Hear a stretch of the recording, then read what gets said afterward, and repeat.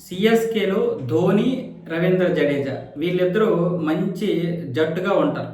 ఇలాంటి పరిస్థితుల్లో సిఎస్కే ఏం చేసిందంటే జడేజాని రాజస్థాన్ పంపించి రాజస్థాన్ నుంచి సంజు శాంసన్ని తీసుకొచ్చింది.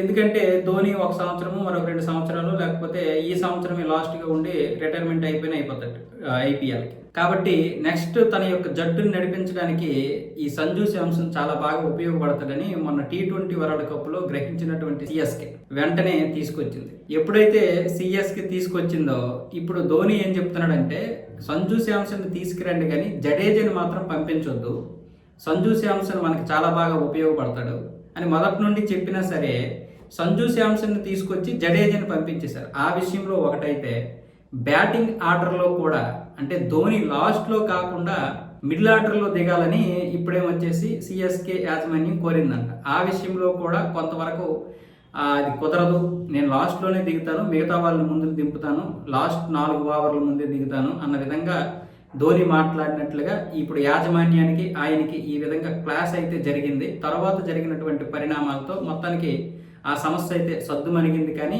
లోపల మాత్రం ఈ ఒక చిన్న ఇష్యూ అయితే ఉంది అన్న విధంగా ఇప్పుడు క్రికెట్ ప్రపంచం నుంచి ఒక సమాచారం అయితే వచ్చింది. సో ఇది జరిగినా జరగవచ్చు. ఎందుకంటే ఒకసారి ధోని ఈ మధ్య మీడియా అడిగినటువంటి ప్రశ్నకి నాకు ఏ ఆర్డర్ అయినా పర్వాలేదు, నేను ఎక్కడి నుంచి అయినా దిగుతాను, లాస్ట్ లైన్ దిగుతాను, మిడిల్ లైన్ దిగుతాను, పవర్ ప్లేలోనే దిగుతాను అన్న విధంగా ధోని అయితే చెప్పాడు. అయితే ఈ ప్రశ్నకి అంత గట్టిగా నొక్కేందుకు చెప్పాడు అని అప్పుడెవరో ఊహించలేదు. తర్వాత జరిగినటువంటి ఈ పరిణామాలకి ఓహో అందుకు చెప్పుంటాడు అన్న విధంగా ఇప్పుడైతే ఆ యొక్క జవాబుకి ఇప్పుడు ఇది ఊతం ఇచ్చే విధంగా మాట్లాడుకుంటున్నారు. బహుశా ఏదైనా జరగవచ్చు, జరగకపోవడానికి ఏముండవు, చిన్న చిన్న విభేదాలు అనేవి వస్తుంటాయి.